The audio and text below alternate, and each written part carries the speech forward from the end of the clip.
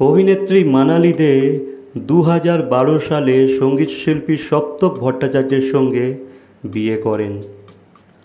তবে তাদের সম্পর্ক ভেঙে যায় 2016 সালে।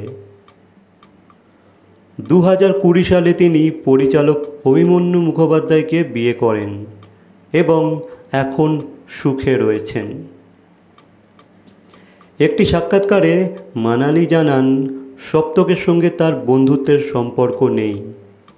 ডিভোর্সের কারণ হিসাবে বলেন, তিনি একমাত্র মেয়ে হিসাবে সবসময় ভালোবাসায় বড় হয়েছেন এবং বিয়ের পরও সেই পরিবেশ চান।